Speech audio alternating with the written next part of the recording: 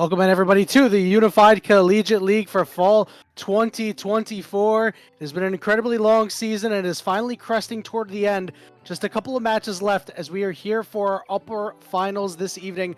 My name is Yanni. I am joined by Mechatronic. Mechatronic, once in game we get to see Ohio State University and Virginia Commonwealth University go at it.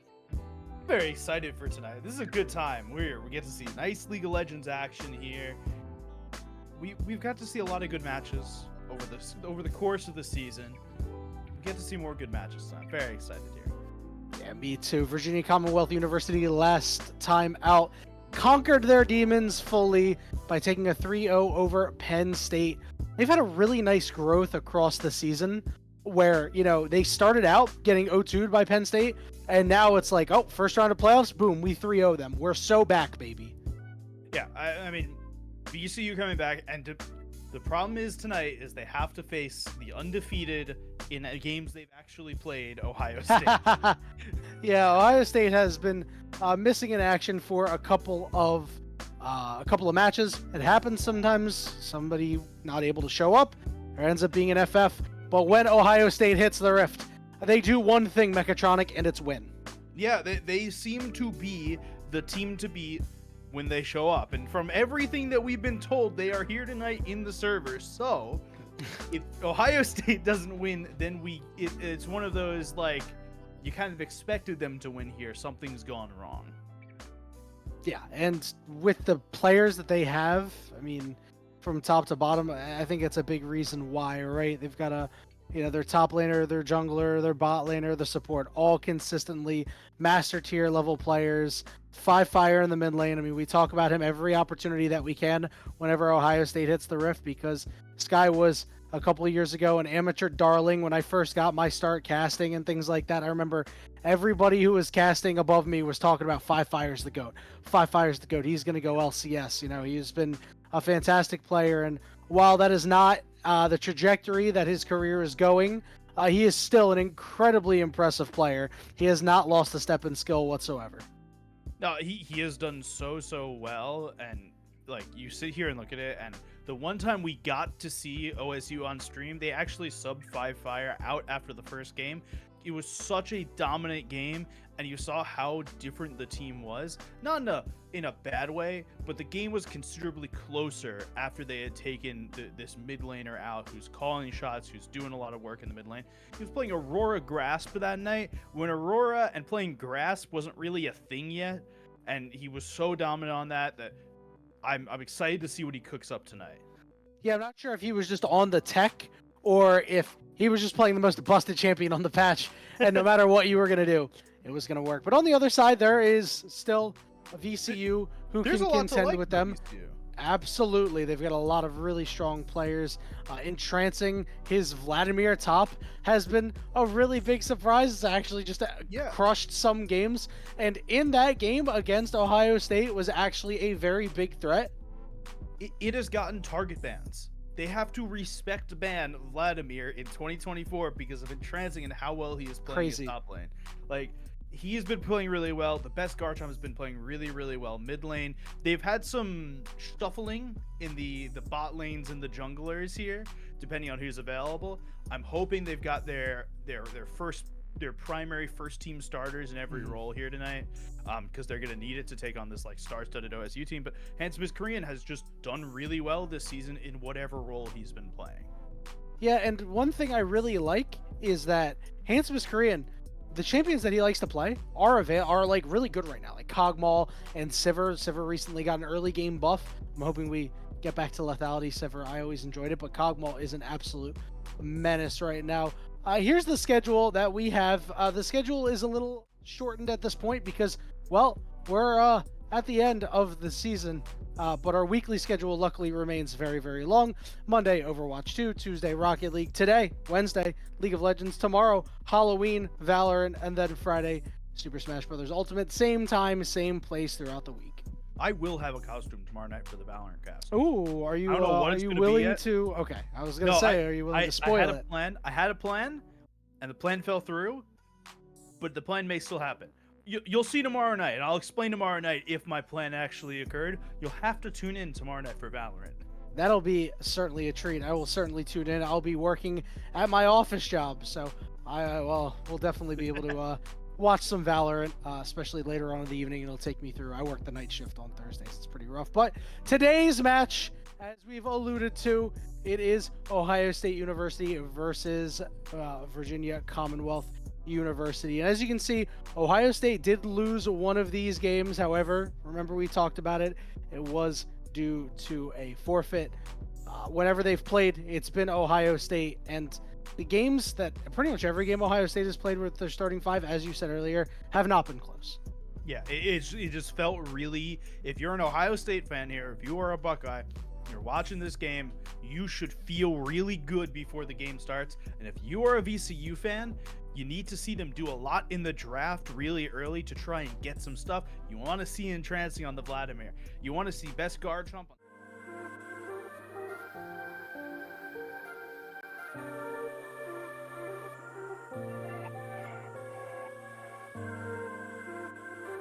Is because I don't really know what you can throw at Five Fire to like take him out completely, right? The VCU bans are really going to interest me. I wonder if there is is there a bit that you can say if you just don't ban Five Fire champions, because he's gonna do well on any of them, and it's not worth targeting him to any degree to say, hey, we don't really care what you play, you're gonna play something, you're gonna carry on it anyway, we want to make sure your teammates don't have a fun time. Well, they're already going to ban yeah, they're the going Aurora. against it. Yeah, but, I mean, no, listen, I think you have to. This champion is absolutely incredible. I mean, it's been banned at Worlds like pretty much the entire time. It's gotten a couple of games in. That's how strong it is. Not only are the North American teams banning it because they don't know how to play it, but the Korean teams and the Chinese teams are banning it because they don't want to play against it. So that's how you know it's that good. Cough, Team Liquid, cough. I don't want to talk about it. Yep. We don't need to talk about the impact. We're a top lane. The Ziggs getting banned, though, I really like. Ziggs right now is really good on the patch. He can play in bot lane. He can play in mid lane if you feel good enough to play him in mid lane. But he's a really stable pick in bot lane, lets your support roam a lot. It lets Yetsu play champs that he really wants to play, like Pyke, like Leona, like Nautilus, that kind of stuff. It lets him roam around and be a lot more vital around the map. So I do like the Ziggs ban there. Yeah, we'll see a Jinx ban get taken out here. I also really like the Orianna ban that VCU had. I think that giving somebody like Five Fire that much team fight power is just far too strong. And Ohio State, this would be a pretty solid first pick here, as Ash has been pick ban at Worlds pretty much as well. Just an incredible champion, so much utility. Jin also fits the bill for utility. He's been there too. Yeah, he's this exact same idea here that you've got between the two. I want to double back really quickly before they pick to this Jinx ban. Handsomest Korean and Zhao Long have both been playing Jinx the entire season. They've both been incredible on it. I think they're just really scared of what OSU could do with a Jinx. And so because they don't have first pick, they want to ban it away. The Jin pickup for OSU, I do like. As you said, utility pick. It may not be the highest damage, but you can do a lot of damage in a lane with Jin, and once you get out of the lane, it becomes a little bit more difficult to play. That is... Ooh. I'm sorry, that's a Neela lock. Oh, okay. I like this because I don't think you're going to win by playing normal stuff. So now it's time to really throw out some curveballs here, especially in game one, right off the rip. The only thing that worries me a little bit is that these are very early in the draft and it does leave OSU options for counter. All right, hear me out. VCU, pick the Vlad after this. Go full dive. I'm in for it. Let's see it. I love the Nico counter pick if it comes through here. If you're going to dive into someone, Leona works too. If you're going to dive into them, you might as well have some anti-dive. Yeah, like if Nyla's just going to go right in, you can stun, or this Nico pickup, it looks like it could go over to Five Fire with the Leona hover.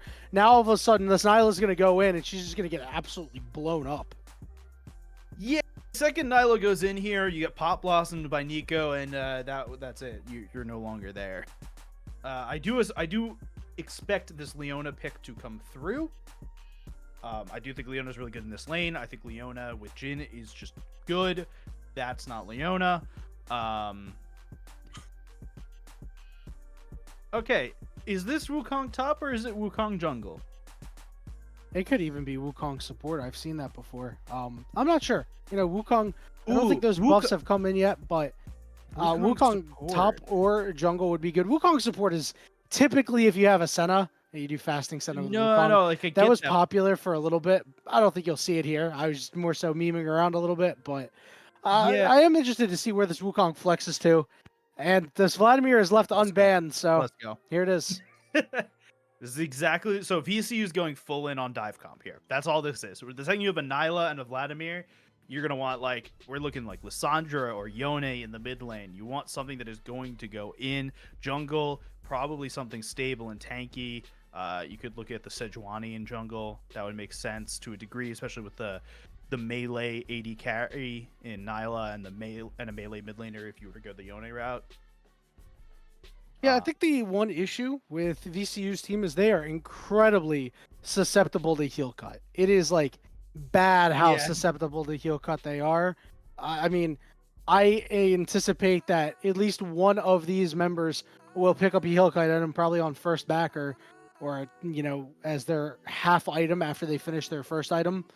because it's just something that will absolutely overwhelm them if they're not careful. But it is a ticking time bomb.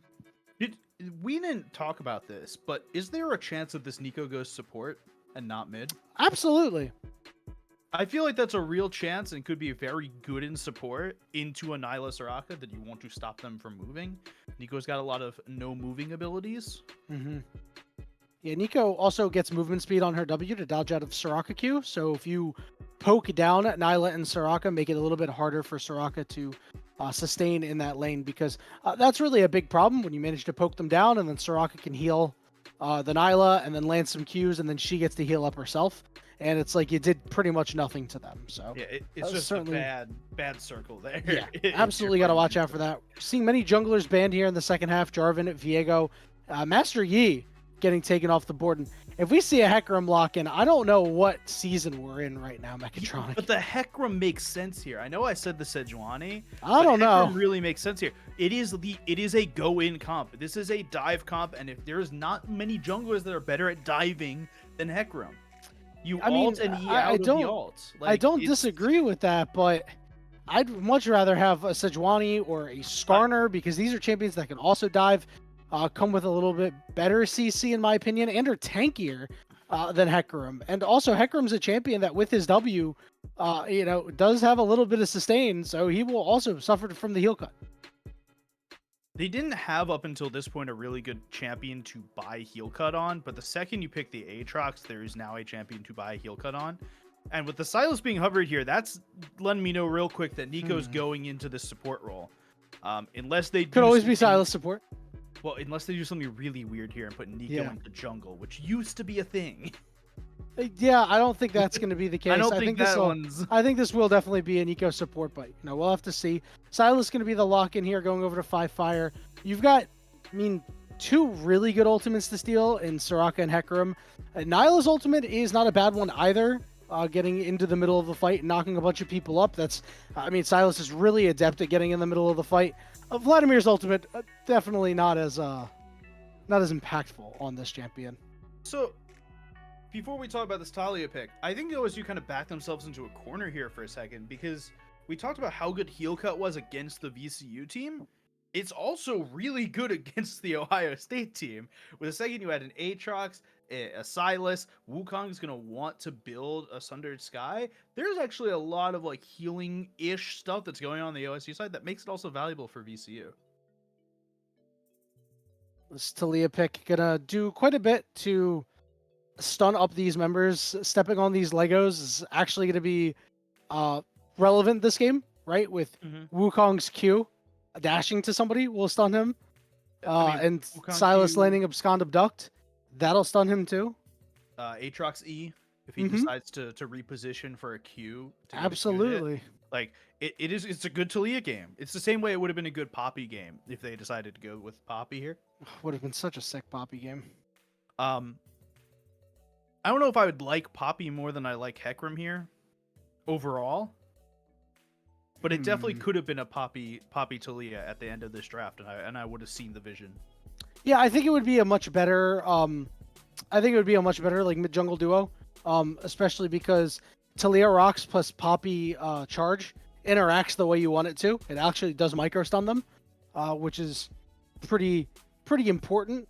So I definitely think that is something that would have been pretty good. But they're opting into more early game damage, and I understand it. Talia doesn't really bring you a lot of upfront damage. Nyla can do quite a bit, especially when combined with a Hecarim. And then of course you're just waiting on Vladimir to get really big and be impactful later. I just think Ohio State, they've got a composition of 5 champions that are looking to deal damage, and the only thing that VCU has on their side is they've got a second health bar in the form of Soraka. So I'm thinking about this Hecarim for a minute here on what this Hecarim wants to build in the game. There's a couple schools of thought here, right? You can build Eclipse into Black Cleaver, basically the same way you're building Aatrox. You could build Sundered Sky. You can build a Stride Breaker first. There's a couple different routes you can go here. And I think it would be interesting to see if Hecarim chooses to go more Sundered Sky into or Stride Breaker into Sterak's Gauge as opposed to the lethality high damage build. Now, Mechatronic, I do have to ask, based on what you see on your screen right now, who do you think's won the draft here? Where do you really think the champions were really trying to watch out for this game too? Yeah, let me just pull it back up here. I'm looking at this here, right? I have to take nameplates off because if you leave nameplates on, I'm going to tell you OSU almost every draft, right? Take nameplates off here. I really like the VCU comp and the way that they want to play this. I don't think that OSU drafted enough anti-dive in order to kind of repeal or repel the VCU dive that they've got. I see there's Nico alt, I see there's Wukong alt, but after you get past those, which could be burnt at any given moment, and you don't have them up every fight, it feels like the VCU team can just kind of jump on you and take a lot of frags away really quickly. Yeah, it's really going to be dependent on if this Vladimir gets going. And on the other side, I think you got to watch out for the Silas. While we mentioned the ultimates aren't super great, it's just a champion that is packed with power and that can do so much if they're able to get a lead. So VCU is going to have to make sure they keep him in check and let their Vladimir have a free grand old time in the top lane. We are in the spectator delay, which means we're going to take a short break, and when we return, we'll be on Summoner's Rift for Game 1 of this best-of-3 series between Ohio State University and Virginia Commonwealth University. Don't go anywhere. We'll see you in a couple minutes.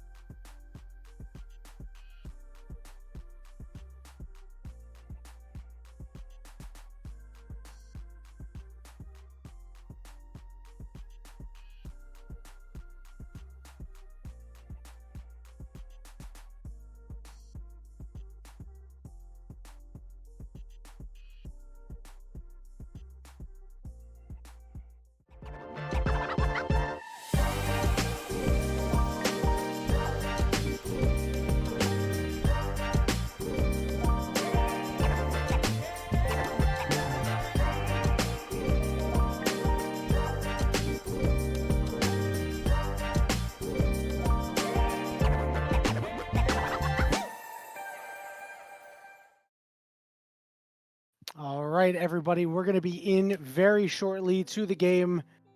Ohio State University and Virginia Commonwealth University, just waiting for the spectator delay to get handled. And once everything is there, we will be into this game. You mentioned that I'm going to watch out for this Hecarim, right, in this early game. I mean, a champion that really can dominate the early game, right? So seeing the opposite number in the Wukong, that's a champion that is exploitable, although very strong early. Yeah, no, Wukong's really strong early because the passive, the more hits you get, the more armor and MR you get. Obviously, the MR doesn't really matter into a Hecarim, but the Hecarim, like, you can try with the Hecarim, you can attempt. We'll see how well it actually works. And Well, this is level 1. Oh my god, is he gonna die at level 1? Are you kidding me? Yeah, it's gonna be first blood going over to the Wukong. He burns his flash. Yeah, Well, the flash is a little brutal. I'm gonna be honest there. Yeah, that was something. Honestly, there's not really too much to talk about when it comes to that Mechatronic. It ends up being Miller 86 getting the kill. Doesn't have flash, so there's a world where they can take advantage. Ignite going down on no way, right? to this Soraka as getting chased down by Handsomest Korean, trying to get closer. Flash can't really see what's going on here. One more auto attack, won't be able to take him out. And not able to get him with the Jin W either. Do it to him. Yeah, really. This is prime dive opportunity here. Yeah, now the good news is it's not actually the Silas. It is the Deco, so be a little difficult to actually make something happen there. But I mean, Miller 86 is starting on the blue buff, which means, as you said, they could just dive and get a quick kill and get out. They could do that. We'll see Cyborg. This is a little bit of a rough matchup to start for entrancing into Cyborg. I think he just straight wins early. Like Aatrox is really brutal to play against because he's got 3 abilities in one at level 1. So better than entrancing's 1Q that can get empowered. Yeah, it definitely is. So until you get pool, though, it's a little, I don't know. Playing Vladimir until you get pool just doesn't feel very good. Yeah, it is a bit of a pain. It becomes problematic, and not sure if you're really gonna do much of anything there. Not sure what is. All right, there we go. We're good. We're good. Okay, everything's fine. Cyborg is gonna, trade onto him. No pool. It's like everything's good with the world. Yeah, the second that pool exists, it becomes a lot harder for Cyborg to play there because if he goes for a Q3 on you, you just pool and walk away. Get a little nice healing from that. We see Wukong and Hecarim also already making their way towards mid. Well, they both got stunned, but I don't know if it's going to be enough to stop Garchomp from doing anything. We have a pause because Fire disconnected mid-fight, actually. That's very hilarious. He's a mid-W. So, like, there's like some quick? problems here, right? So, well, it probably called for somebody else to pause because he DC'd, right? So it could have been anybody, right? But it's not like we're, it's not like we're professional. There's no chrono break here. There's just a world where they come out of the pause and the Talia is just not ready to run away. There's like a world where Garchomp gets unfrozen in time and just eats an ice beam to the face, critical hit, and dies. Which is not good. To be fair, there's also a world where Best Garchomp is very ready and the Ohio State folks are not. And Best Garchomp just survives. All right, survives. That's fine, I guess. Well, it does look like he survived. He did have to burn his flash, but that's all we have right now, for the moment. So we just gotta wait a little bit here. This is what happens when you pause in League of Legends. Don't spectator pause. client This sometimes is takes a little why- bit of time to catch up, and you just gotta kind of let it sit there for a minute or so. You can't pause in ranked games. You shouldn't be able to pause in this. That's why you can't do this. It just screws everything up. Down the line. That's all it is. All right. We're back in the game now. Ladies and gentlemen, we're back. Luckily, nothing crazy has occurred between now and then.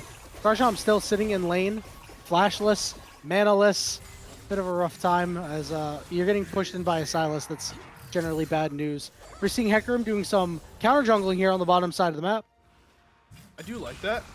I really like that, actually. And regardless of Garchomp having to use his flash there, that's right where you want to use your flash. You don't want to be in a really bad position coming back this lane.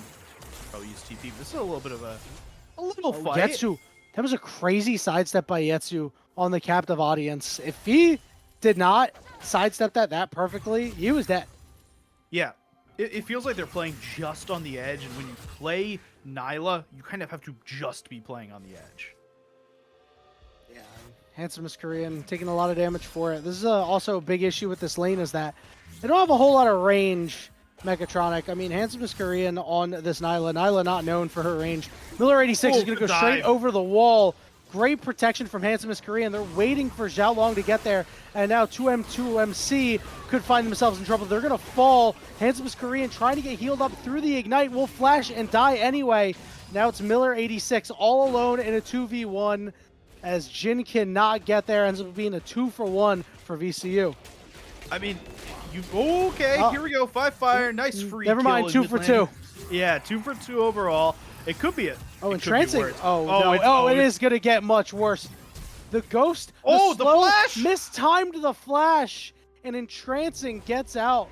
Incredibly fortunate there. So it ends up being a 2-for-2 overall. There's a lot of flashes used across the board. Entrancing had to use a ghost there as well. The big thing there was 5 fire getting that free kill in the mid lane. Handsome Miss Korean just could not get it done in the bot lane. Yeah, so only 5 minutes into the game, we already have 5 kills, almost 1,000 goal lead for Ohio State. And I mean, 5 fire is just doing his thing, up 15 CS, has a kill and an assist in his back pocket. I mean, Mechatronic, we talked about, he's going to have to run away with this game before Entrancing really gets to be comfortable, and he doesn't look that comfortable to me right now. No, he doesn't look that comfortable. He has to kind of like fight against these every single bit here with the Aatrox, and every time the Aatrox wants to do something, he's got to kind of use his W for defensive maneuvers as opposed for like power diving or anything that Vlad really wants to do. No flash on Cyborg will make his life a little bit easier. He doesn't have to worry about the jump from it at this point. Here comes Miller. They're gonna just make Garchomp's life hard. I mean, if 5 fire didn't really have to do much of anything other than just go in, he'll give this one over to his Wukong, try to get him on his first item spike. Yeah, it's probably a good idea to give it to Wukong. You'll see it the other way, that your junglers will go, hey, mid laner, you can have it. A Cyborg comes over the wall. He's looking to try and find Zhao Long. Won't find much. Yeah, but it does force Zhao Long to not be able to pick up any jungle camps, right? I mean, he's up so much in terms of farm, but he's down in KP, and it's just going to take that much longer for him to hit level 6 after getting denied camps by the opposing top laner. Yeah, the good thing here is Zhao Long is that Cyborg is not sitting in lane right now, so Entrancing is getting some free XP. Ooh. Doesn't have to really fight for it. Yeah, once you get rooted by one, you're going to get rooted by everything. That's one thing about this lane that we didn't really get a chance to talk about. Tangle Barbs plus captive audience usually equals a kill. Dragon into bot lane. Miller wants to make that move happen, but it looks like he'll just take a recall. Looks like he will just take a recall. Entrancing wants to get out of this, but I don't know if there's much getting out of it at that point. He'll be able to walk under turret. It is constant poke here against the VCU bot lane. Yeah, good on Entrancing. He's done well to equalize the CS, but I mean, he is not sustaining for a whole lot right now. There's an All Magic Mantle on Cyborg too, which just means that you'll never poke this guy out. I'm a little interested here that Cyborg didn't instantly buy the anti-heal sword on back. Like, it kind of feels like that would have been first buy, but I guess he's just thinking, hey, I'm dominating this lane already without the sword, so maybe I don't need it. Yeah, when you're melee into range, you may as well just take the resistances, right? I mean, you're likely to go Merc Treads in this game as Entrancing has to drop his ultimate just to survive. 5 fire flashing forward, and Garchomp just has nowhere to run. No, Garchomp is now in the this is bad portion of the lane. He needed to kind of get through this lane. He wasn't before? He definitely was before, but the goal for Garchomp here was survive long enough in the lane that the rest of your team can come and like really help you here, because Talia really flourishes when we hit these late game team fights. People are dashing in the middle of a team fight and can't see the E on the ground. Gets big stuns, gets big damage from that, right? In a lane against Sylas, especially when the Sylas player is as good as Five Fire is, it's really hard to do a lot. Yeah, now he's got his Hextech Rocket Belt. So sure, he can step on some more Legos and get stunned, but he'll also be able to get that much closer to any target. There's only one member that can really stop him from dashing, and it is this Talia. In the bottom lane, I mean, we were praising Handsome Screen and Yetsu for, 101, 012, good stat lines. This is a 30 CS gap right now. They cannot get close. It's a lot of CS, right? And I want to direct your attention to mid lane is also roughly the same gap. It's closer to 25, but no lane is going really well right now for VCU, except for top lane. That's not really going well. Handsome is Korean. Barrier burnt, still burning alive, will survive. Yetsu does have heal for him. Does have Soraka Wish as well. I mean, if the bot lane of Ohio State wants to dive, they're going to be hard pressed to try to make something happen. Although Five Fire is on the way, a root goes down. Tanking up right now just for a moment. Five Fire comes through, a little drive-by, a little bit of damage. Pop Blossom with a flash. They're going to tag Handsome as Korean, take him out on the snipe. Yetsu will die as well. Five Fire dropping the ultimate to make sure his support lives. Xiaolong has to commit his ultimate. Will be able to do so. Trying to get away with the Ghost, but the Ghost has run out. Can he get to the blast cone? So close to it. They're going to knock him to the sides. Garchomp is now in a bad spot here, and he's not even going to be able to take out Miller 68. Well, going back in is Xiaolong to get the trade back, but he dies anyway. Kills the Miller, kills the Five Fire, exactly what Ohio State wants.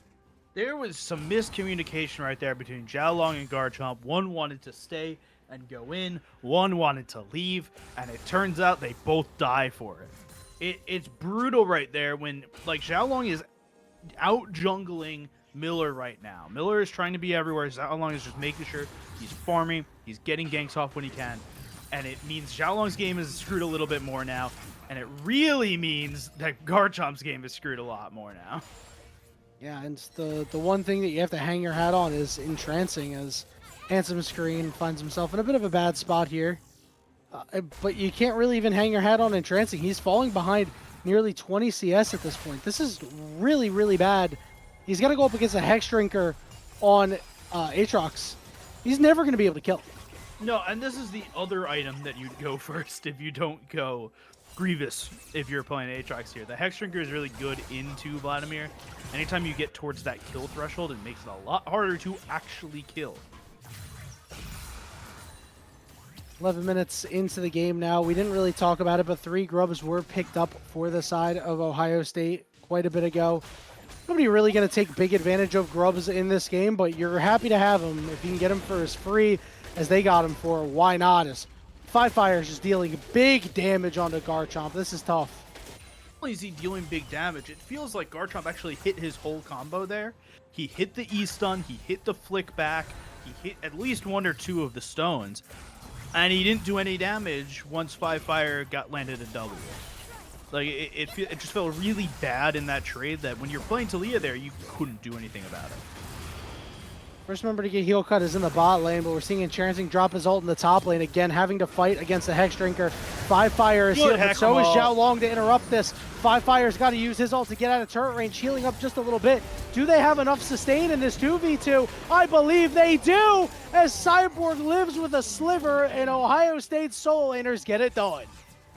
If you tell me there that this Sylas in mid lane doesn't have 4 kills going into that and 4 assists, there is a real chance that the top jungle duo of VCU win that fight.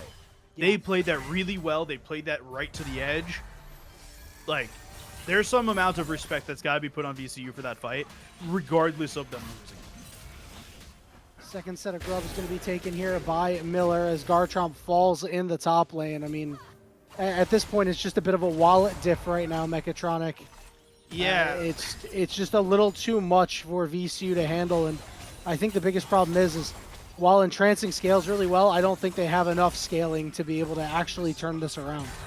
I agree. I don't think that there's. Oh, much this is going. ridiculous. Why are we bullying them? Oh, Five no. Fire teleporting in is going to go and use the Apotheosis right on top of Handsome Miss Korean, who will barrier and use it right back, but still goes down anyway, as Yetsu survives, the last one standing. They got a tower. Like, it feels like we're just beating a dead horse here.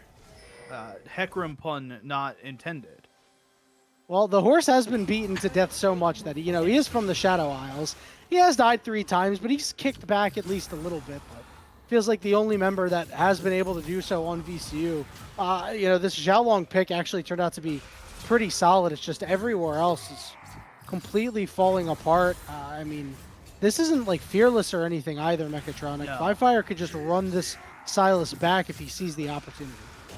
And this is the problem that we started to talk about during draft, is how do you ban against Five Fire? So they banned the Aurora at the start. Okay, fine, great. You banned the Aurora. So now do you ban the Aurora and the Silas, or do you let the Aurora go?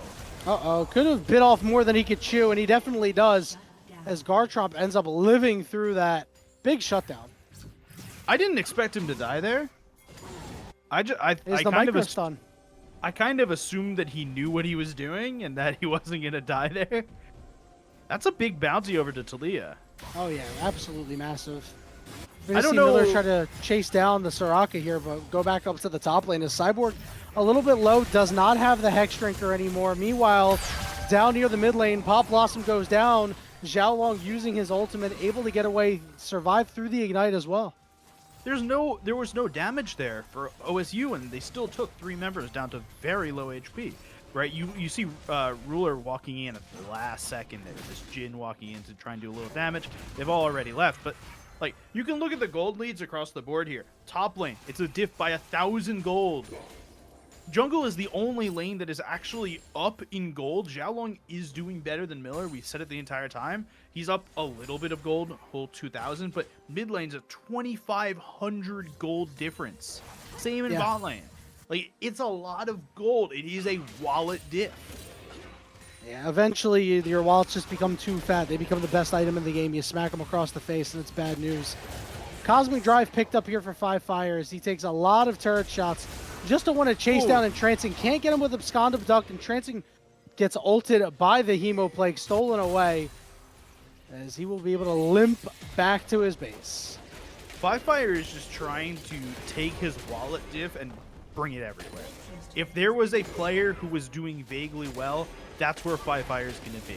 I'm kind of surprised we don't see Five Fire just invading the hell out of the VCU jungle to try and kill Xiaolong and reduce the value of this Hecarim. Yetsu getting tagged, but has fancy feet, but I don't know if those feet are fancy enough. They will burn, but they will survive, so good job by them. They've been consistently good at dodging steel shots. And all the while, Xiaolong, a little sneaky. He ends up taking camps on the side of the map that he really shouldn't be allowed to. No, he shouldn't be. But the second you see 4 in bot lane there, are you really going to say, hey, oh, the last one's definitely in the jungle. That's where I'm going to go? Nah, you could just walk right into the jungle at that point. There's just objective bounties up for VCU at this That's point. how bad it is. Yeah. Dragon's up in about 15 seconds, and Entrancing is getting under siege by Five Fire here. He will drop the Hemo Plague, but it doesn't even pop in time to heal him for anything. And a new challenger approaches as Xiaolong heads up to the top lane. Five Fire steals the Onslaught of Shadows. Xiaolong getting lower and lower. Five Fire ready to drop the ultimate. He does onto the Soraka. He realizes the target. We get some teleport help from Cyborg in a second as Yetsu's able to escape. But Handsome Miss Korean gets pulled in and will be shielded up, but it's not for enough. And an Abscond Abduct perfectly lands onto him. It's 2 more kills going over to Ohio State, and they get the Dragon too. There's a thought in my head. Was the teleport necessary there? We're at a weird point in this game where I'm like actually asking that, and there's some seriousness behind it. I think there was. I think he did need. I think he needed it for sure. I think it's the numbers game would have just. I mean, the numbers game would have just caught up with him. I mean, you saw what happened when he tried to solo dive. Against a turret, right? With Jin with him, right? Yeah. He did end up falling, so he had good target selection. But he definitely needed the help there. As Rift Herald will get his charge off. Forgot to even mention that, yeah, Ohio State picked it up. Basically, if there's an objective, Ohio State's got it. This is we're not at a perfect game because there's already been 5 deaths for Ohio State, but they're getting right now they're as close to having a perfect game as you're going to get with 5 deaths. Yeah, I was going to say the same thing. Is Cyborg gets hemo plagued, it doesn't do anything. No, this Hex Drinker's doing a lot, and Grievous Wounds has been purchased by the Aatrox. Yep, his Flash is forced out there. Garchomp flashless for the moment. Fire does have the Weaver's Wall if he wants to go try to take something out here. He's going to go all the way in, cut people off, take the mid turret. Well done by him. Just a heads-up play, reading the map super well. And he dragged 4 members with him. It's going to take all 4 of them to kill him. It's not like, we can just send 1 or 2. It'll be fine. All 4 of these members need to be there to kill 5 fire. He's still having a good time. He's going to try to maybe take the Hex Gates out. He gets interrupted, so he's realizing that maybe I went a little bit too deep here. He's going to try to heal up the best he can. Goes after Garchomp because he knows he can try to kill him, but the rest of his team says, will you accept your sacrifice? We've taken 2 turrets in the bottom lane. Now Cyborg is unabated in the top lane. The pressure is just too much for VCU to handle. He shouldn't have survived for as long as he did. I know this is Silas, the king of surviving in situations that you shouldn't, but like, even still. Yeah, it's pretty ridiculous. Gonna charge up the Tides of Blood. Pops the Hex Drinker. Cyborg, oh my goodness, he heals for so much. Xiaoling is here to try and stop Cyborg. Weaver's Wall coming through, and Garchomp is not on the right side of things right now. Flash burnt by Cyborg. I think he just needs to wait for cooldowns. The Ghost is on. Entrancing is tagged. They are not healing for a whole lot, and Cyborg is, but he finally gets feared over the wall. Here's the Cyclone. Can't save his teammate, but can Miller get anything out of it? Now he's got to be the one to turn tail. Oh! Goes back in, almost kills Zhao Long, but it ends up being a double for Entrancing. We talked about how good Yetsu's feet were the entire game, but Yetsu pushing the ult right there kept everyone on VCU just alive enough to get those 2 kills. Desperately needed as VCU a lifeline for right now. I'm not sure how much that keeps them in the game, but the Nexus is still standing, so I'm sure they'll take it. It's almost a 4,000 gold lead in mid lane now. I mean, dude, it's almost a 10,000 gold lead in the game at 20 minutes. That's incredible. Like, that is a breakneck pace. That's a whole Silas. That is a whole Silas. And well, to be fair, there's a lot of gold on the Silas. Entrancing gets targeted by one thing and immediately starts melting.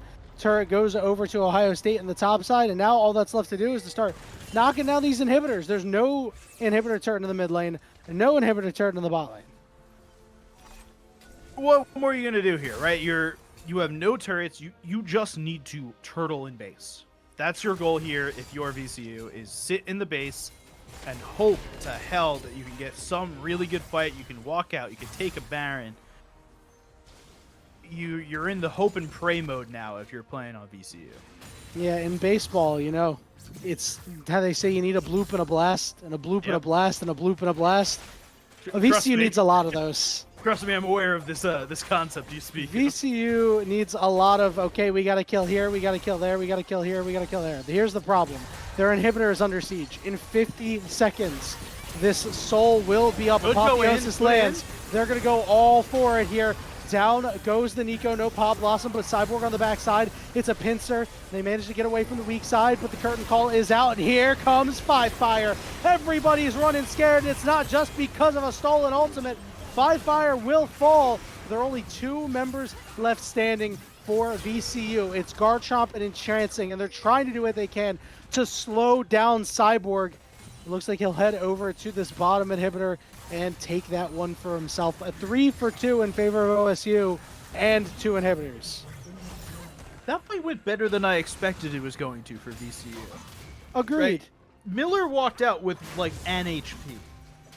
That was very close to being an even fight, and an even fight in this game is a huge VCU win. Yeah, I mean, it definitely makes you feel a little bit better, and now super minions are getting into the base, so if VCU can just hold out, you know, they can get some extra gold in their pockets. The problem is I just don't see how they're going to out-damage this this soul. this soul is really brutal, right? The second you get Hextech Soul online, it's really brutal.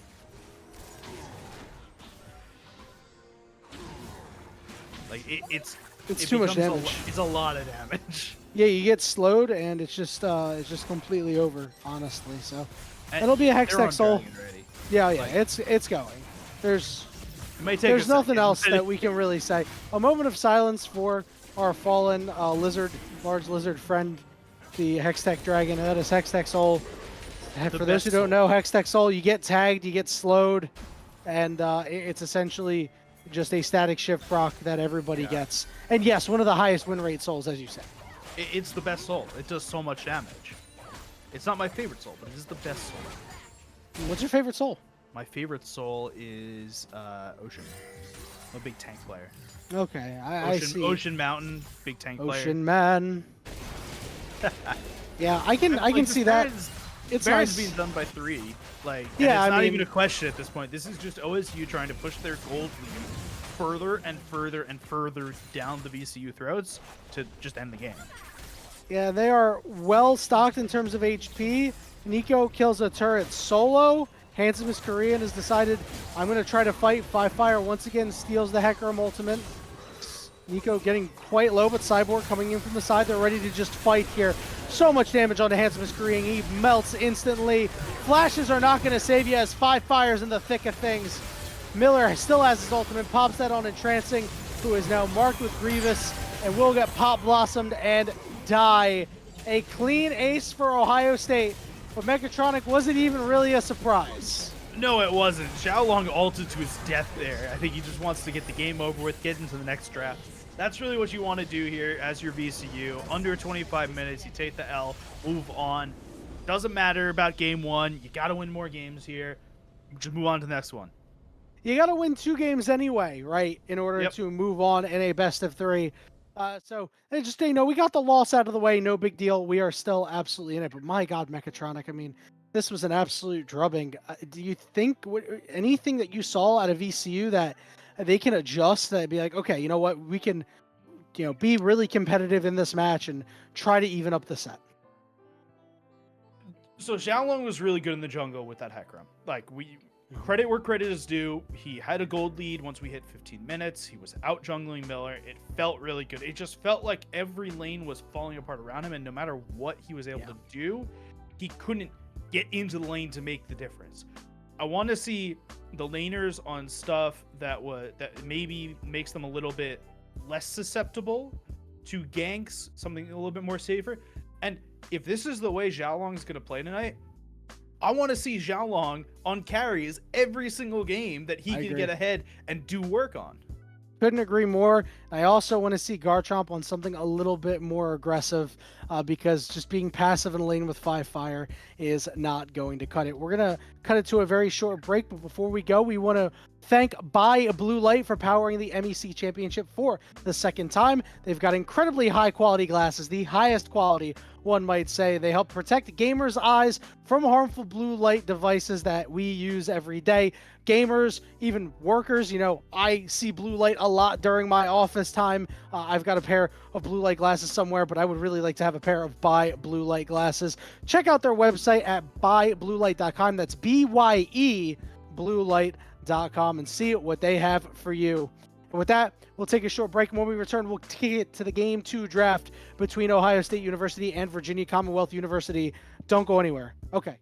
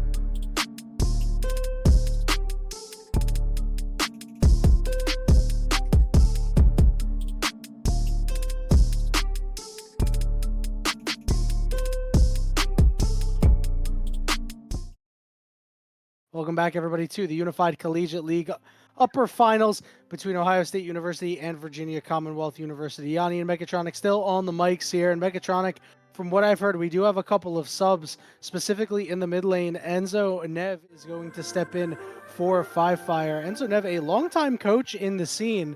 So I was pretty happy and surprised to hear his name.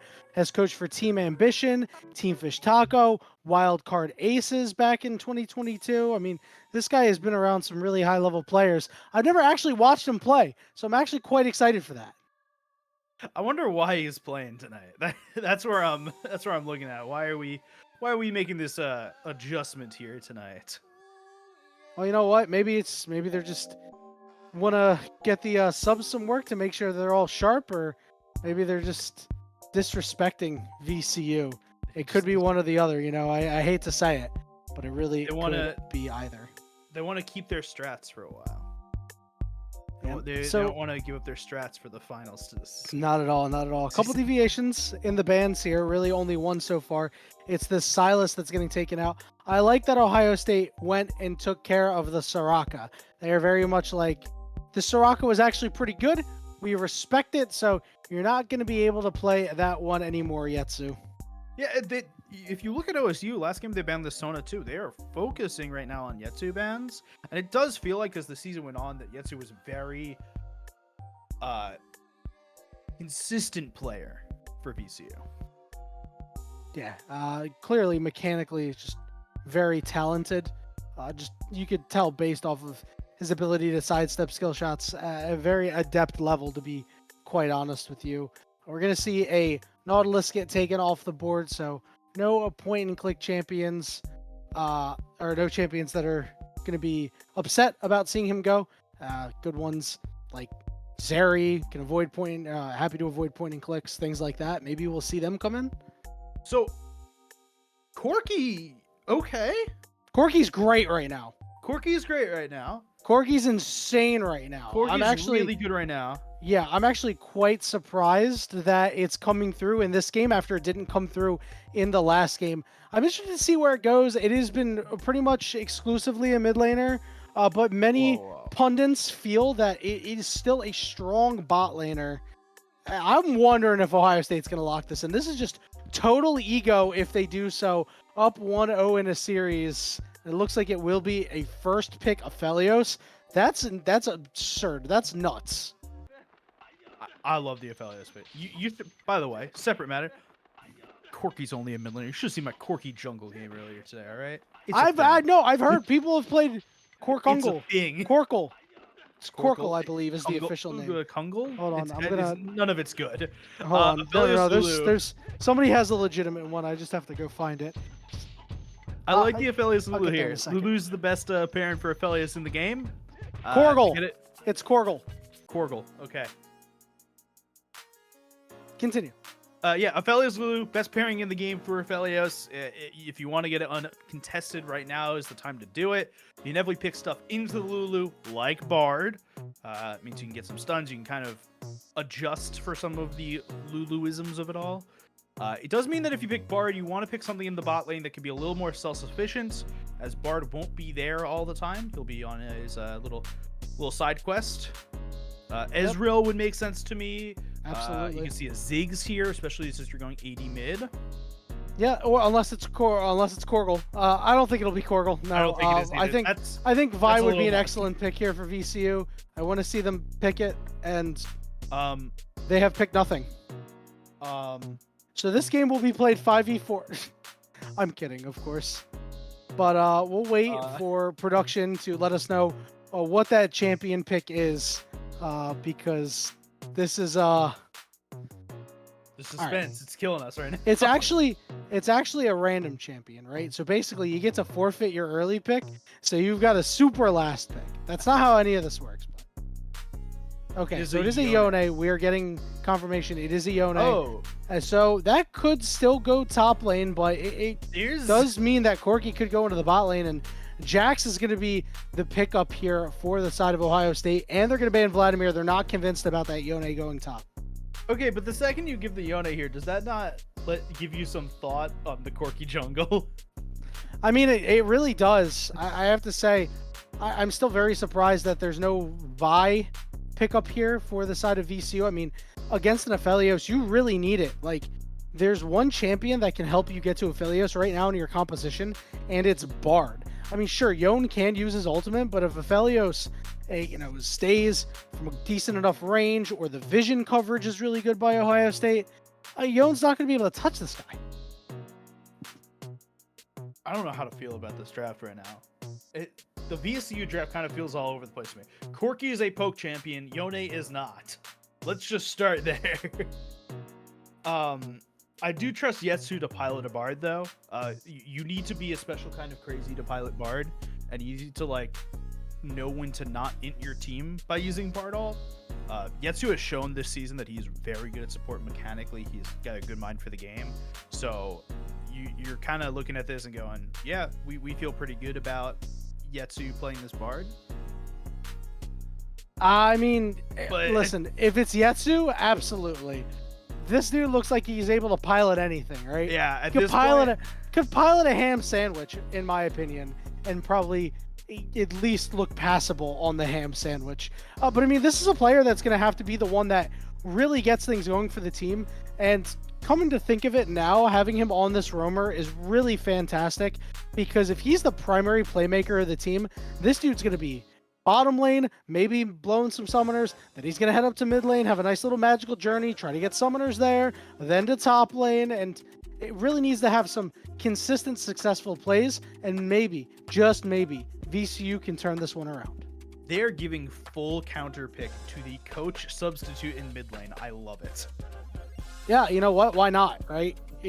Let him work his coach brain, because he'll have the perfect pick for the scenario, no matter what it is, right? And it's Corky Jungle. It's actually going to be Corky shot. Jungle. It's either Corky Jungle or Mordekaiser Jungle, and there's no way it's Mordekaiser. But who the hell is going bot lane? I could not give you an answer. We need to go to casters real quick so you can see my face right now, dude. Both of us, I can guarantee you have the exact same I'm like, face. What is Ohio State you could put the little buffering circle like right over my head and make some Windows dial-up noises and stuff like that, and that would just be me right now. I mean, you can see I'm like, yeah. What the heck is going on? We're gonna go. Like back I'm not like upset. I'm just like trying to figure. Like my brain is working overtime. You know, if it weren't for the headset, if it wasn't for the headset, you'd see the smoke coming out my ears. What's the last production, please? So it could be Mordekaiser Jungle, right? Yeah, it could be Mordekaiser Jungle. That is a thing that it could be. It could be. But it's so bad. It's not. It's just not a good pick, especially with the solo laners you have. You don't have any guaranteed CC on the side of VCU. Sure, later on, Mordekaiser can send somebody into the Death Realm. Sure, I'm going to take Aphelios in the Death Realm. Okay, Graves and Jax will run over. Okay, well, I'll take Jax. Graves and Aphelios will run over. Okay, I'll take Graves. Aphelios and Jax will do their thing. And we don't even know what the hell the last champion is, so they could probably run roughshod over VCU too. I feel like we should just choose not to analyze the VCU draft until we figure out who's going into what lane. I don't even. I mean, dude, we don't even know what the last champion on Ohio State is. This is crazy. What do you think it is, Mechatronic? I mean, we're looking mid laner here. I mean, the simple answer is like you pick. Oh, give me a Galio. Galio goes so hard here because they're all melee except for Corky Bard. Pick Seju mid lane. Renekton also goes really hard here. Renekton's really good mid lane into melee mids. It is definitely like it's like definitely like when we're talking about a pocket pick, it's like you're pulling the lint out first before you're pulling the Renekton. But it is there. Like you couldn't. It's Orianna. Okay. Okay. I was gonna say you wouldn't surprise me if you told me it was Lulu mid and they picked a support on 5. Like that wouldn't have surprised me. But Orianna makes sense here. I like the Orianna here. You know, Orianna's the generic mid lane that kind of ties the room together with certain compositions. Like you don't really have Engage coming out of anywhere except for like Jax finding an angle with like a counter strike or a flash counter strike if he's just running at them. So your ultimate's just kind of there to, okay, we're in the middle of a fight. I will be our Engage by hitting a 3-man shockwave.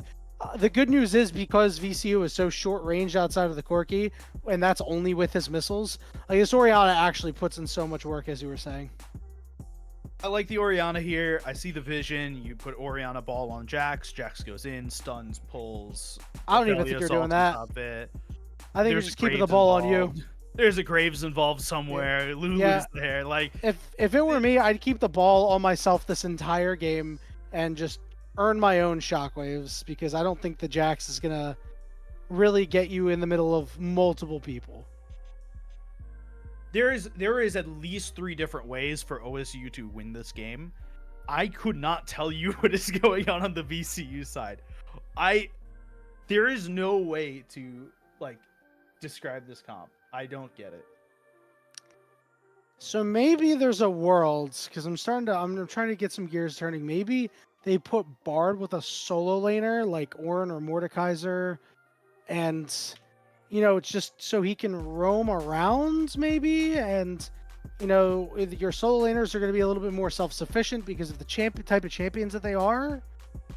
I don't know, man. I don't really know, to be quite honest with you, Mechatronic, and we are running into some technical difficulties.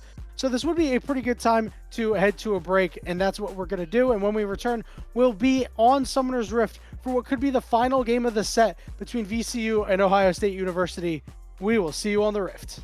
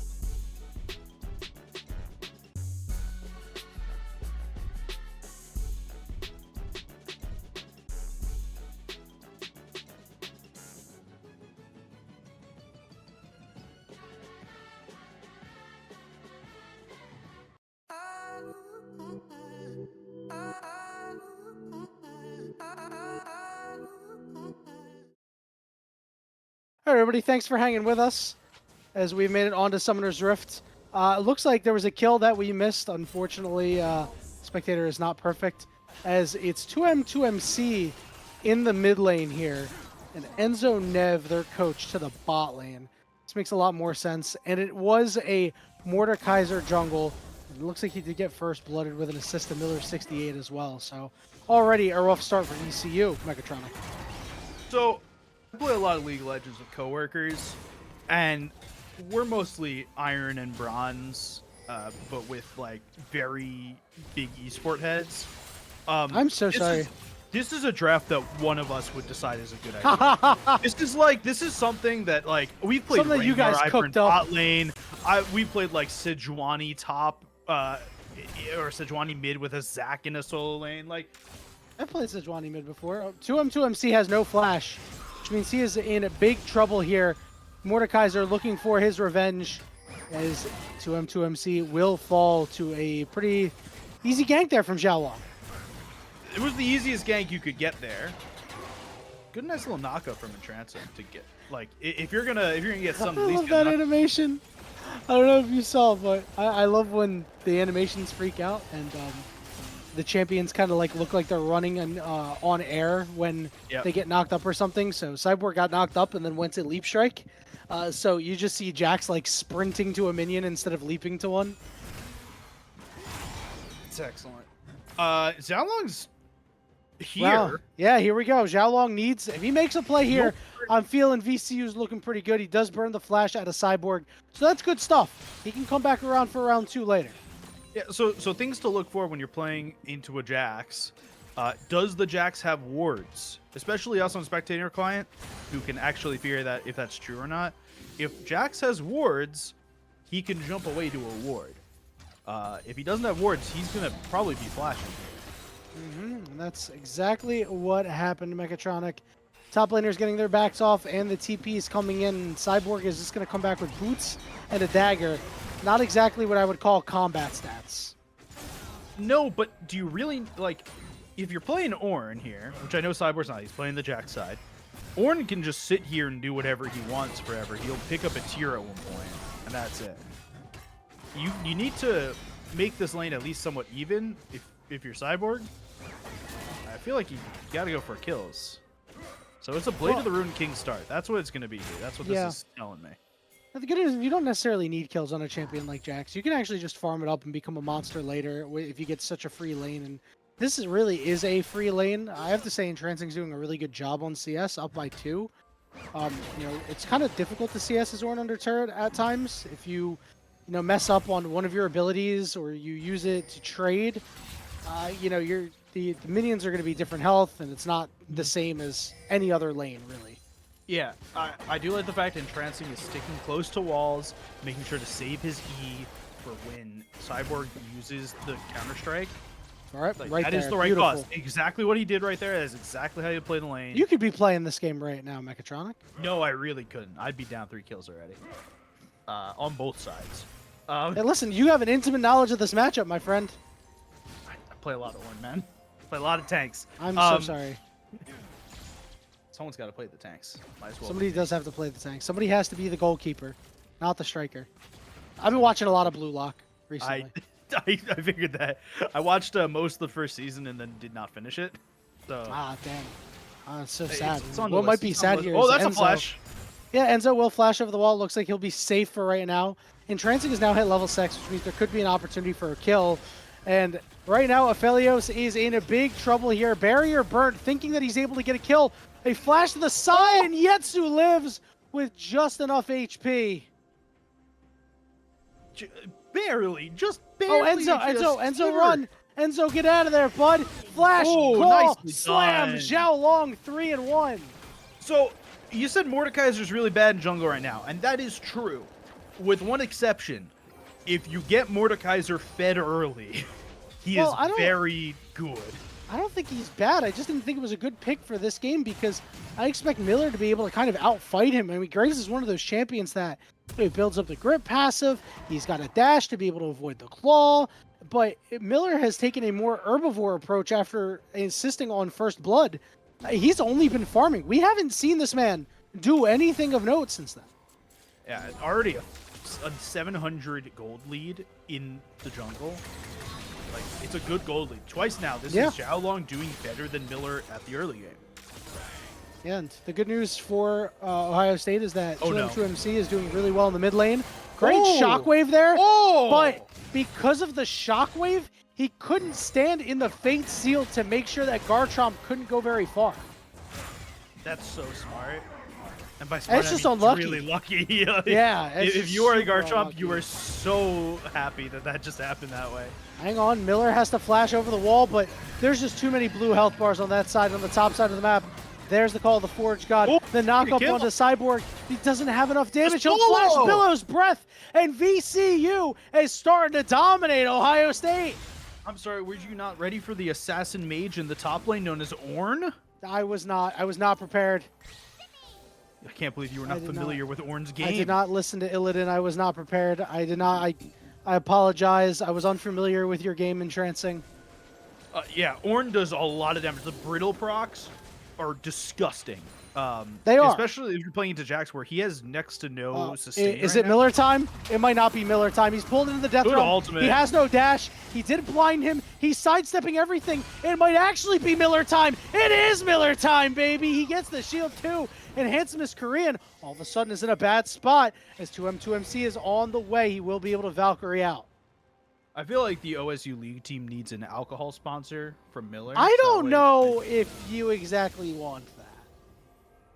You know what? I do see the other side of that. You know, But the where it's ability a to say school. I mean, like, I'm sure that, you know, during game day for football, Yeah. there's probably a lot of alcohol being ingested and bibbed, but I'm not sure Yeah. about the sponsor. It would very much depend on the age of the members of the OSU team, I think, actually. Yeah, at that point, it's just not worth it at all. God, that's why I hate Bard. Did you see what just happened there? He's Yeah. in the middle of the lane and got tethered into the wall on a stun. Yeah. Bird's really cool, man. He's all right. I remember when he first came out, and everybody was like, yeah, that's a long time ago, by the way. Everybody's like, oh, people are just going to troll with his ultimate, and then, like, nobody did. Like, the only time people troll with that thing intentionally is, like, with their friends. Yeah. As Garchomp, in melee range of an Orianna with no cooldowns, is not where you Ooh, want to be, good but good Fate knock up Sealed. into the Fate Sealed.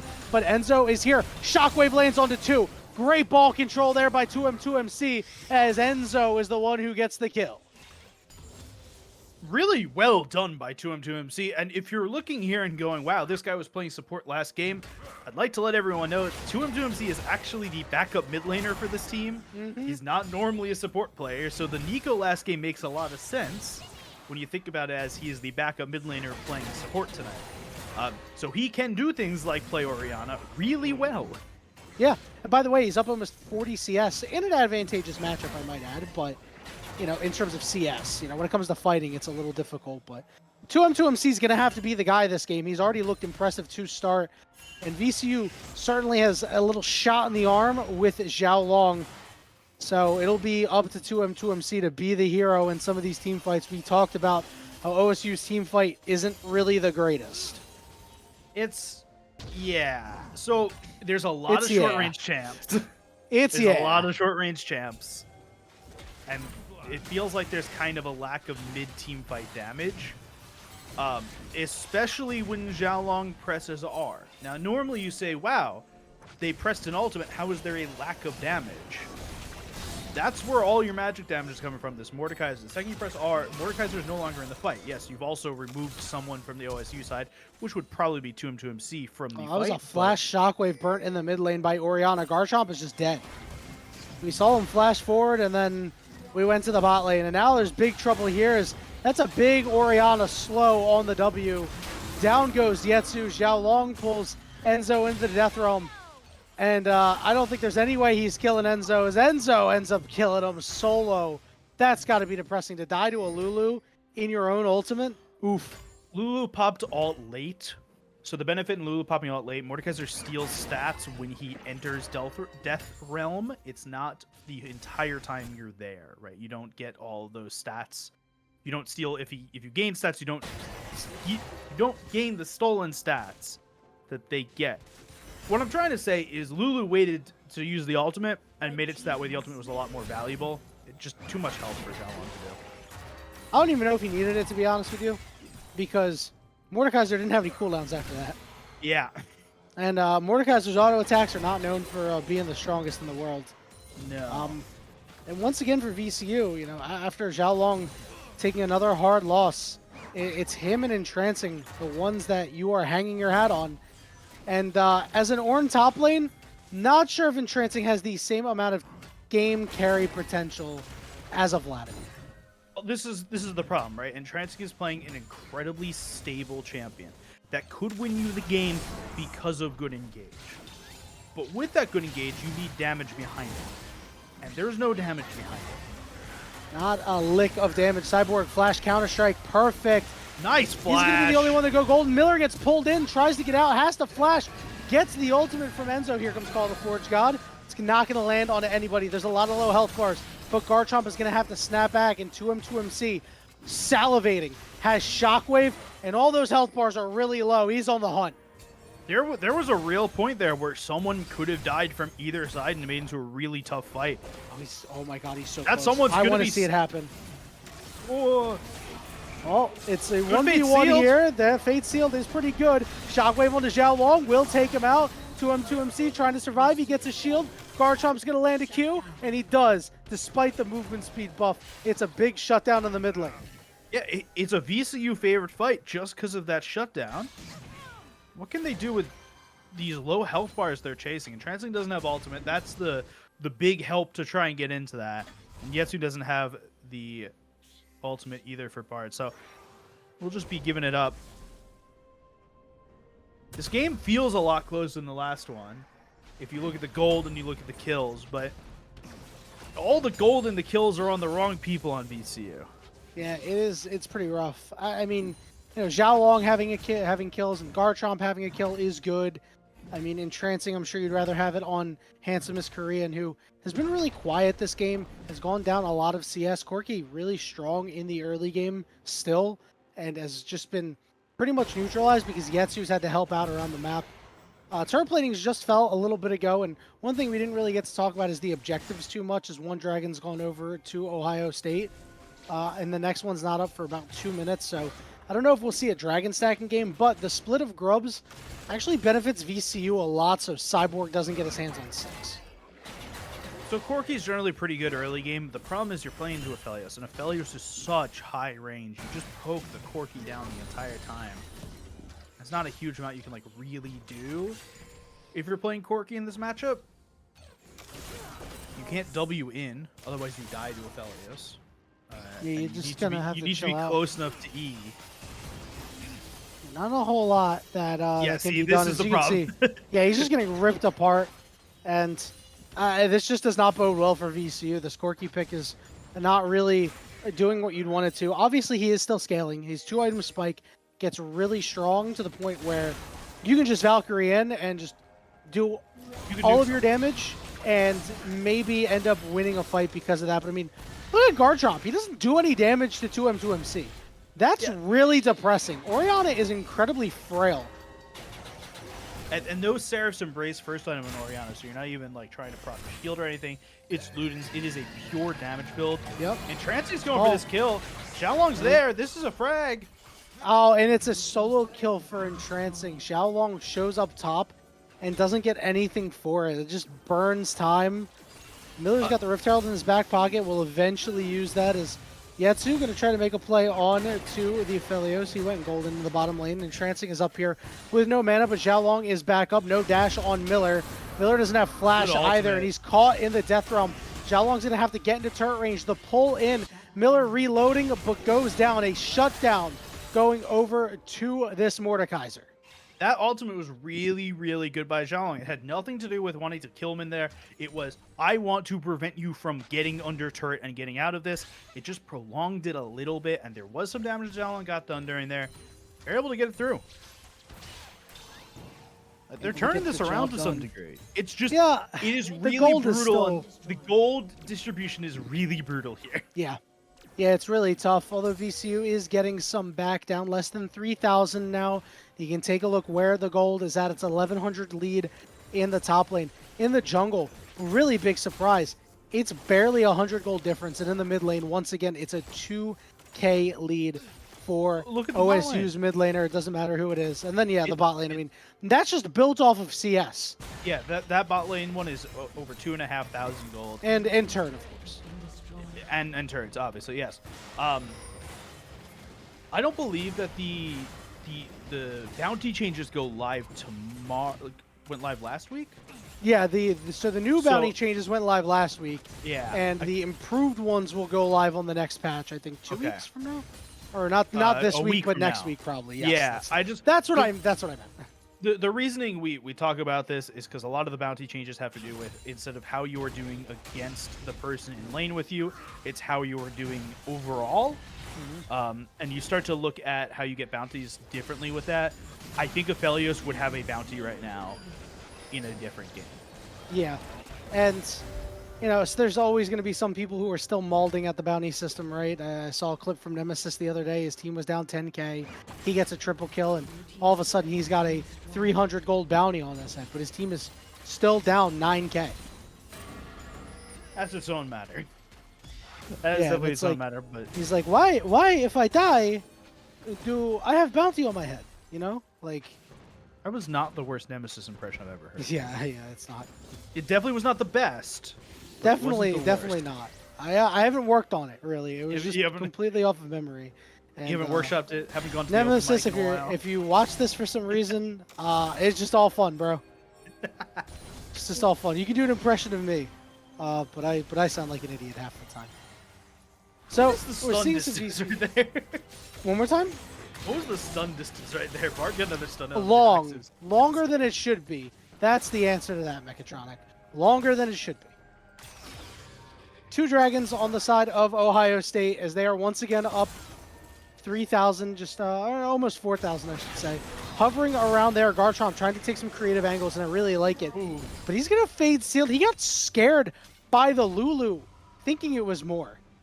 Yeah, just Lulu showing up, not that scary. Lulu plus Aphelios showing up, very scary. Lulu plus Graves showing up, very scary. Yeah, it is a little frightening. I don't know. I think Garchomp would have been able to get the job done there. I mean, especially in a game like this where you're so far behind. I think you just need to keep pressing for anything, as VCU's pacing of this game has kind of slowed to a crawl. Xiaolong is now on 2 items, but they are going to need to start taking some odd man fights. It feels like they're just split pushing the entire game away. That does not favor VCU. No, it really doesn't. VCU wants to have a real live fight.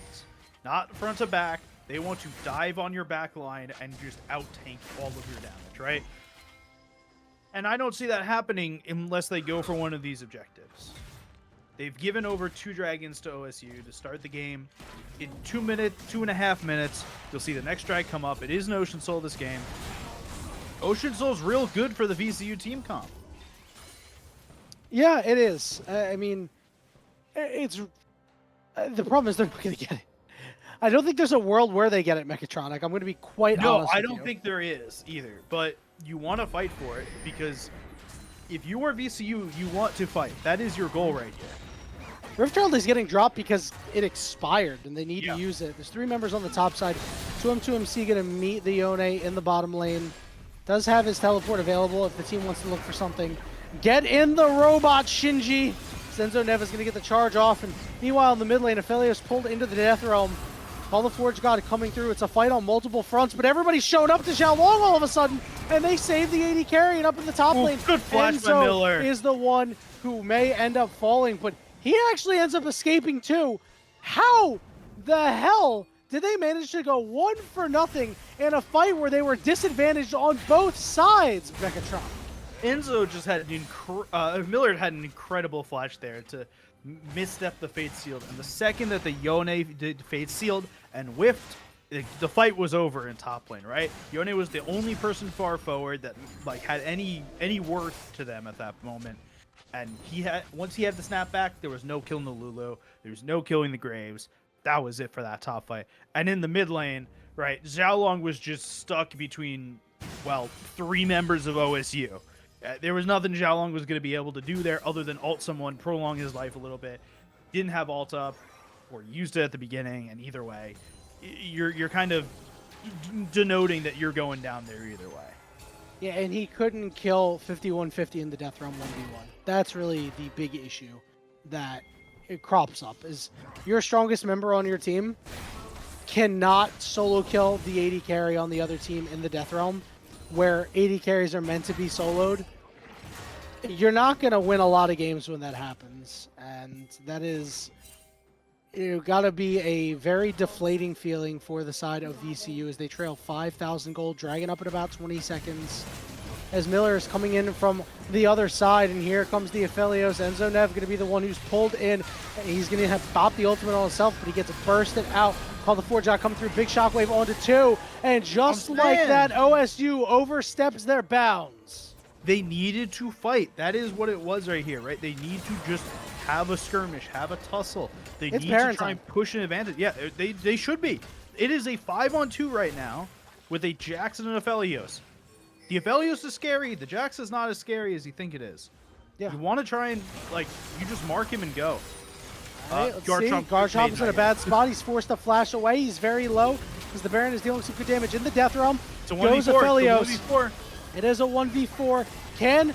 No, it doesn't happen. It ends up being a 1v1 after he pops out of the Death Realm, but Cyborg hops onto Handsome as Korean, manages to tag him with the stun. No. Can he get one more auto off? It's the red buff. The red buff ticks and takes him out. And OSU in a 5v2 managed to fend off the Baron. Let's forget about the 5v2, okay? Xiaolong took, I think it was Enzo into Death Realm, right? No. Xiaolong, no, it was... No, Xiaolong took Ruler, yes. took 5150 into Death Realm, right? Yeah. It was Cyborg v4, and Cyborg walks away with the kill. How did that happen? He's just the stronger member between everybody Mechatronic. The problem with Mordekaiser, when you're so far ahead and you go into the Death Realm, you're taking yourself away from your team. Yeah. He lost the fight again in the Death Realm. It's a double-edged sword. It really is. But, like, Ornn's there. Actually, at this point, Yone is worth something in this game. Mm-hmm. Like, Yone can deal some... He's got a shutdown on him. Yeah. Team's still down 4,000 gold. They made up 1,000 gold, and now there's 2 shutdowns on the solo laners. It's really... Are we sure there should be 2 shutdowns on the solo laners? I would say no. Just Shockwave. Big burst damage onto Garchomp. Garchomp, though, is going to do his thing. Nice flash by 2M2MC. Waiting for Cyborg to help him out, but a great ultimate from Yetsu means that 2M2MC goes down. Now Cyborg's got to try to pick a fight in a 3v1. Help is on the way, but it's going to be a while before they get there. Counter-Strike lands on the 2 members, so close to taking out Garchomp, and now he gets the Lulu ultimate, which means Cyborg should be able to finish up this fight, and it'll be a pickup kill there for Aphelios. Miller onto the side, but not going to be able to burst out Garchomp, as he takes a lot on the way out. He does take a lot on the way out. It won't really matter. He'll be able to heal up through the jungle. Yetsu was in a very scary place for a moment there, and Cyborg's just going to walk in, try and destroy this mid tower. He'll get it, too. He won't. He will not get it. Yep, he decided that... I think he's just stayed for the 1 auto. He was going to take another turret shot, and then Garchomp might have been able to take him out, so I respect being safe there, but I do think he could have gotten it. Yeah, if you every bit of this game says VCU are still in it and VCU are really scary, and you see that Cyborg is respecting that. Yeah. Obviously, he can't see the gold lead, but he sees they have more kills. He sees that they've had fights that have gone really poorly on the OSU side, and you don't know where everyone is. There is some amount that you have to respect there. Without a doubt, Mechatronic. I'm just a big fan of towers going down. So yeah, me too. 3 minutes until this dragon spawns to give Ocean Soul over to OSU if they are able to control the dragon area and fight for it. We saw they can take bad fights. They are capable of overstepping their boundaries and allowing VCU back into this game. This Baron is up as well. And we're seeing 4 members on the top side of the map floating around near it, and Trancing deciding that he wants to pick a fight with Cyborg, but Cyborg wants no part of it. All right, we haven't talked about this because it's very important. Force the flash out of Aphelios, by the way. That important there, as opposed to what I'm about to say, which is Entrancing's emote game has been excellent. Top notch, top He's notch. emoting after every single thing, whether it's good or bad. Haha. And he's got the correct emotes in to do it. You saw like just kind of disappointed cat there for a minute. A lot of props there too in Transit. Yeah, really good emote wheel utilization. I mean, he came in with a good loadout. Yep. You know, he's got a really good kit as well. Good stuff. You know, we always love that, especially here in NA, right? I started that sentence really expecting nothing to happen, and the Aphelios splash messed with me during that. Sorry about that, but you know, No, you gotta point it out. It's important. Couple of important things to point out. Corki on 2 items. Has the fully upgraded tier item as well. 2 items for the best Garchomp. Gonna get that lifeline shield. That'll be very important with the Immortal Shield Bow. We're seeing Xiaolong index into a more tank-based item. It looks like he might be headed toward a Frozen Heart, which... Randuin's. Oh yeah, it's probably a Randuin's. I don't know, you know... No, there's a giant spell. It's Randuin's. Okay, yeah, no. Frozen Heart doesn't have any. Yeah, no, yeah, you're right. I was just kind of mulling over which one would have been better. Obviously, the mana's wasted on him, but the attack speed's low. It'd actually be so good against everybody on the side of OSU. I think it's more of the crit. The Aphelios, yeah, the Graves can crit as well. Yeah, but I'm just, you know, just thinking out loud at that point, because there hasn't been that much action going on since that last big fight where it ended up being a 1-for-0 and multiple teleports used. But the good news is the action should kick up in about 50 seconds. You see in top lane there is another Warden's Mail. That one on the Ornn could turn into a Frozen Heart. I think there was a detour, right? So I think it's a Warden's Mail, but I think it's going to be a Jock show before the Warden's Mail is done into the full item. But I think there will be a Frozen Heart in top lane as well. Looks like Ohio State is willing to take a trade here. They're going to start up this Baron first. They're going to make VCU come to them. But this Baron's got a lot of HP, and a lot of damage going down. Yeah, and OSU immediately pulls off here, but they're all kind of grouped up in a small area. Double flashes burnt. These Bard ultimates have been very key. These are big cooldowns to fight on now for VCU. Everyone's kind of posturing right now. Ohio State don't really want to fight this. Right, they are at a player disadvantage from where they are. 2M2MC is just starting to like push this top lane. Yeah. OSU wants to fight this. Mordekaiser's headed to the Dragon. So this is a 5v4, but they're not really aware of it right now. So Ohio State really needs to be quick on the trigger. Now the good news is this Dragon should take some time for them to actually take out.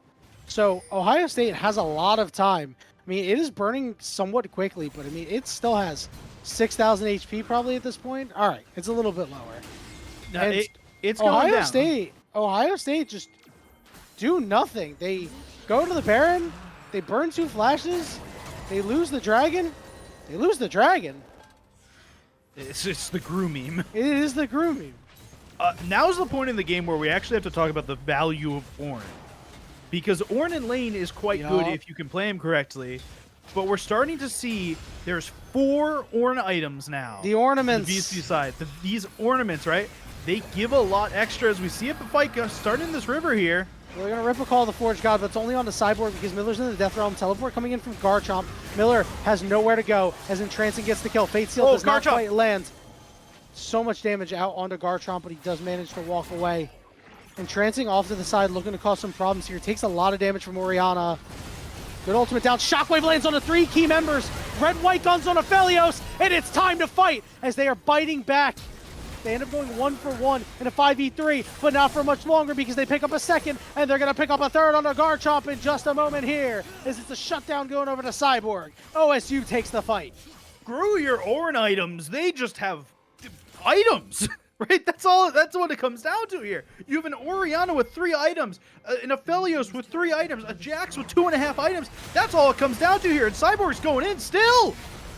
Nice job there on the counter-strike, and Entrancing forced to flash away with Orianna help. It looks like they're able to get the job done. A 2-for-0, and in the base is Aphelios running amok, and the pings are going on to Baron. The straw that broke the camel's back, Mechatronic. OSU in the driver's seat again.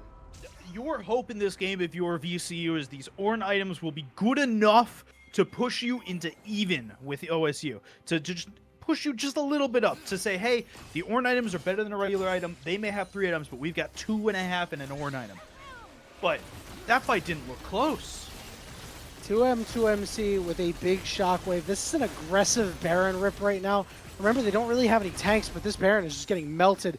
Yetsu going to try to buy some time for his Corki to get here, but nobody else is in the area to stop this Baron. Ohio State University draped in purple. They've got the Baron, and the question is, what do they want to do with it? The goal here probably is push out top wave and get top and mid synced so you can start pushing the base on 2 different fronts. The goal is to end the game. The goal is to end the game. The overall goal is to end the game. They should be able to do that with almost a 10K gold lead right now. Looking to prove that they did not need Ocean Soul. I don't know if Entrancing really wins this fight anymore, but at the same time, I don't really know if Cyborg wins it either. I think this fight has been moot since about level 1. Yeah, I don't think it matters all too much as Entrancing is going to go in for it, but they're devoting 2 members to deal with 1 up here, which means in the mid lane, it's a man disadvantage for the side of Ohio State. Some healing coming through. The turret's going to go down. Solo Shockwave on the Zhao Long. Pulls Miller into the Death Realm. And there's only 1 man dying in the Death Realm. It's Mordekaiser. Knock up on to Nenzo Nev. Cyborg has to get out. He goes golden, avoiding the Fate Sealed. But the push is on in the mid lane. Cyborg is still alive somehow. And he's able to escape. Now Teleport's coming in onto the Nexus turret here. Corki alive, doing a lot of damage to Miller. And off to the side, here's Gartromp. Good ultimate coming through from the bar, that Tempered Fate. But Orianna, untouched. Gartromp's got to snap back. He's dead. It's going to be a killing spree for the Aphelios as they wait for the top lane wave to come in. They take out the top turret. They're taking out the top inhibitor as well. Ohio State, the lanes are synced on all cylinders. The lanes are synced enough. You've got the mid lane coming in right now. It's a big wave here with Super Minion right in the front. Zhao Long up in 2 seconds. First Nexus turret down to half HP, but the health bars are looking mighty low on the side of Ohio State University. Good knock-up. But there's an Orianna Shockwave available in the back pocket for 2M2MC, and he's gonna rip it for an instant triple kill! Oh, he was waiting for that one, salivating. He won't get the last kill, but he put the exclamation point on this series, Mechatronic.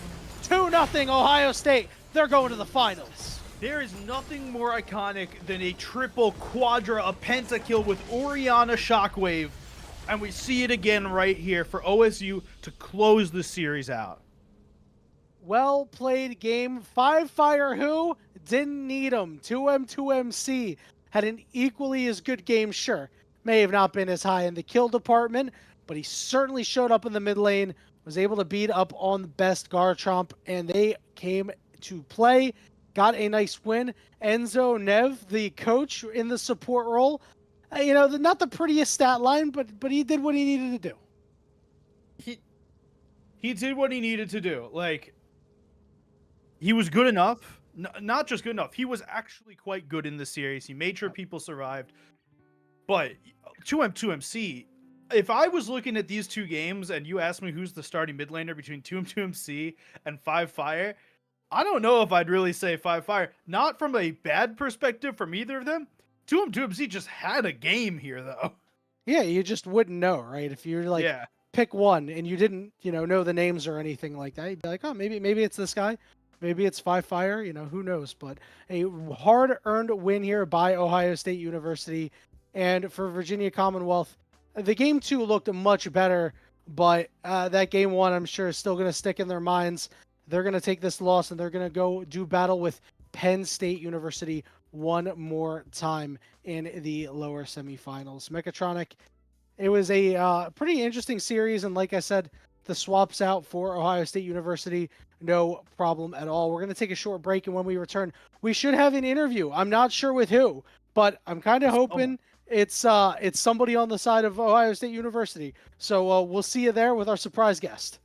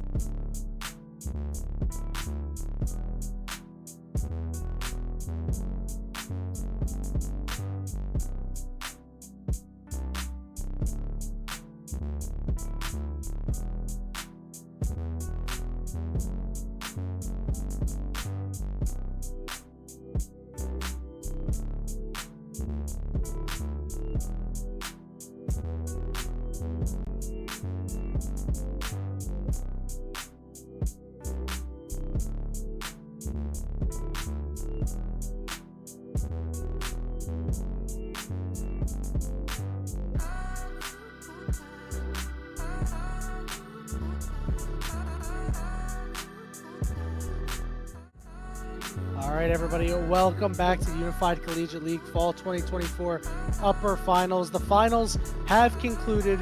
We have the victorious AD carry from Ohio State University, Ruler, here with us. Ruler, congratulations on your victory tonight. Thank you, guys. Thank you.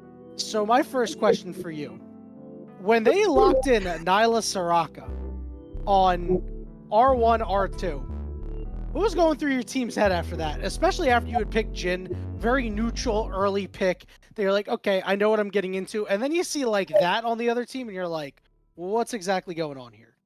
Well, to be honest, I'm a bit surprised with the meta pick and the Soraka. I mean, they wanna maybe is there like a pocket choice, I believe, but it just didn't work pretty well because we got double range matchup, and it's a pretty easy laning phase. Yeah.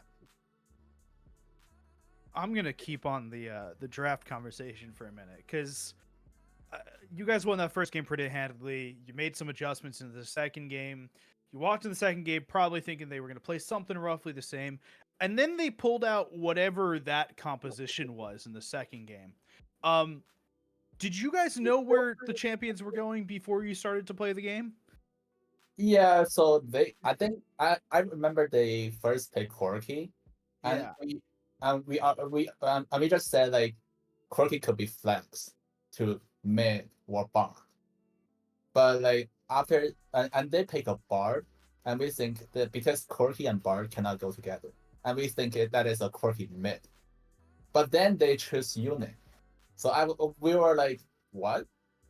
But like when they pick Mordekaiser jungle, but it's even like a you know a bigger surprise. It's just pretty fun and yeah. But the game, yeah, we we still win pretty well in the game, I think. I'm glad you guys had the exact same reaction that we did because we were I was convinced for a little while there that it was going to be Corky Jungle because I couldn't see how this team was working for a minute.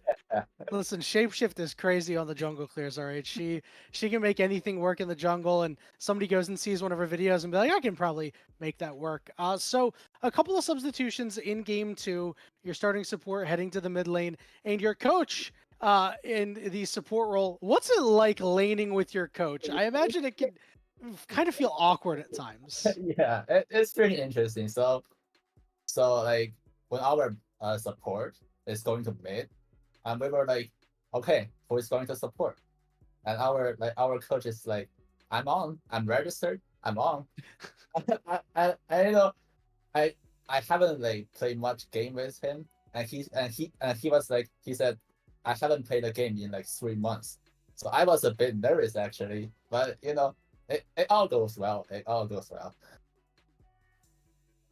It's every coach's dream to they just want to put themselves on the roster for the last minute and if needed, I'm in, I'm here, I'm ready. Put me Yeah. in, coach. Wait a minute, I'm the coach. Well, You guys had a really dominant series across both games. That second game though, it was a little tighter at the beginning. When did you guys realize that you guys were ahead, and when did you guys realize that you kind of were able to take that lead and morph it into the 10k goal lead that led into the Oriana 3k to finish the game? Yeah, so yeah, as you said, it's a kind of like a more tougher game. Uh, I think they actually stand a chance because they have Worm, they have Unit, they have Corky. They all can scale pretty well, and but after several like good shockwave, I think we just win it. yeah, that shockwave in the mid lane to kind of kick off the end of game sequence when you guys were down 4v3 at that point was a great way to get into the game. You had red white guns, and I saw the ultimate come through, and I'm like, this fight and this game might just be over after that. Ruler, congratulations. So one last thing, I kind of want to let the floor be yours here, right? When you're named after a player of such prominence, it's we want to make sure that the people can get to know you as a person. So what do you have going on schooling wise? What's your what are your plans for League of Legends as a whole, and will we continue to see more of you in the future? Yeah, so definitely we will participate in more, uh, those competition. And for me, I'm just like climbing in solo queue, like some really normal, like not any special plan actually. Yeah, just do more scrims, something like that. Yeah. Always good, man. I see you rocking it on the Akali in your last couple of solo queue games. Got a pretty high win rate solo queue as well. So hop back to it, get back to diamonds, and go even further beyond into the Apex tiers. Ruler, thank you so much for the interview. We greatly appreciate it. And good luck in the grand finals when we get there. All right, thank you. Thank you guys. All right, everybody. Well, that will do it for us here this evening. But we have the schedule back up for a second. You'll know that that's not the end of unified action for the rest of the week. It is Wednesday, so that means that you won't see Rocket League or Overwatch 2 until next week. But tomorrow you will see Spooky Dookie Valorant because it is Halloween. Mechatronic will be in costume apparently. And then on Friday, Super Smash Brothers Ultimate. A great way to kick off your weekend. Same time, same place. So be sure to go and check it out. That will do it for us here this evening. We want to thank you all very much for watching. We want to give a big thanks to Ruler. Also want to thank my co-caster Mechatronic. And then, of course, behind the glass, always have to thank the combination duo of, oh man, Mac Dewey. Thank you. Sorry, Mac. I apologize for that. And Zeph. Big ups for you guys. Thank you so much. You guys do a lot of unsung work. And we also want to thank our sponsor. Thank you to Buy Blue Light for powering the MEC Championship for the second time. Again, we talked about it earlier, but their glasses, cannot stress this enough, are of the highest quality. They protect gamers' eyes from harmful blue light. They protect anybody's eyes from harmful blue light, but if you're a gamer, you really want to get on a piece of the action, and you can do so by heading over to buybluelight.com. That is BYE bluelight.com, and see what they have for you. And that'll wrap it up this evening. So, for myself, for Mechatronic, for everybody behind the glass, thank you so much for watching, and we hope to see you tomorrow for some more unified action.